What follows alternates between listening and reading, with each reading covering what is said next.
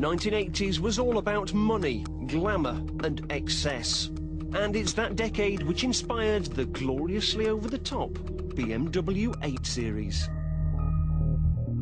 But before you start sneering that you don't want reminding of that dreadfully go-getting, greedy decade, and you don't want anything to do with the BMW 8 Series, thank you very much, well, hang on a minute. It's my job to find you classics that are great value for money, or classics that don't know they even are one, yet. And that's where the 8 Series comes in. You see, the 8 Series is one of the most undervalued GT cars on the road. When it was launched, it was BMW's technological showcase. It was hugely expensive and designed to take on the might of Porsche and Mercedes. But it never really took off. Its rivals were too well established and too good, and as the recession bit, demand for cars like these just leached away.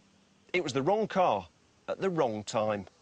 But who cares about that? Now they change hands for just £5,000 to £10,000, and in many ways it's like driving a little Bentley, a very cheap one.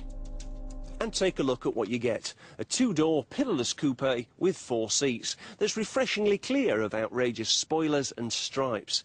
Instead, it's all muscular, svelte and masculine. And at the front, with its pop-up headlights and body colour grille, it even hints at the BMW M1, one of the greatest BMWs ever. And then you look inside. This car is dripping with equipment. Take a look at this. Leather everywhere. Electrically adjustable steering column. 6-speed gearbox, automatic stability control, sport and comfort settings for the suspension and for the throttle response, automatic rear sun blind, onboard computer, dual zone climate control air conditioning, electrically adjustable seats, and the kitchen sink was a no-cost option. Feels classy, looks classy, and it's very cheap. Not sure if I mentioned that.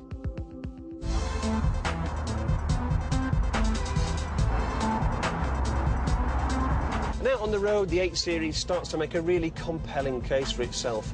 It's very, very comfortable. The driving position is perfect, it's multi-adjustable. And you get the feeling that this car was designed to cross continents in a single day. And when you get out the other end, you'll feel as fresh as a daisy. With a car like this, you're not getting sports car standards of handling. It was designed a bit like a Jaguar XJS to cover large areas of ground quickly and in comfort. Now, the 8 Series has something of a dual personality. If you want to just waft along, or if the weather's bad and you don't want to press on, you can keep things in the comfort setting. But press the sport setting, and all the dampers become firmer, and the throttle becomes much more responsive. So it unleashes a whole new echelon of performance and handling that allows you to have a hell of a lot of fun.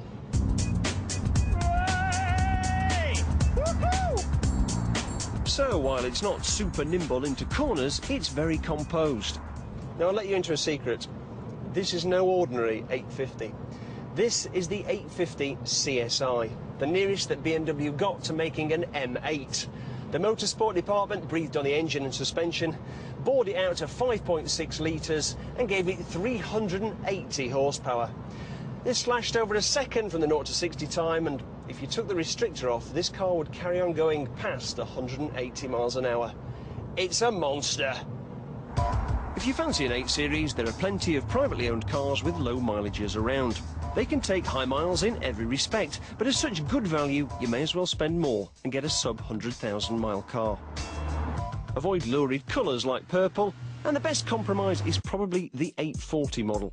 Rust is not usually a problem, but do check head gaskets for leaks and suspension bushers. Servicing is pricey, but depreciation at this level is low. On this programme, we do seem to spend an incredible amount of time talking about boots, but you know what it's like. You buy a car with a small boot and you say, well, it doesn't matter, I'll be all right. And 2 weeks later, you're tearing your hair out. Well, look at the boot on this thing. It's enormous. You could get enough suitcases in there to go away for a month. And if you wanted to go skiing, there's a ski hatch, and they've even provided an integral plastic bag to stop the skis from damaging your boot. Oh, those Germans, they think of everything, yeah? And finally, here's that V12 engine, so clean and tidy. It looks like it's hewn from solid rock. The 80s gave us Margaret Thatcher, the poll tax, Howard's Way and power ballads. But I'm giving it a thumbs up because it also inspired the BMW 8 Series. And this is a car, a high-tech bruiser, that deserves a place on your drive.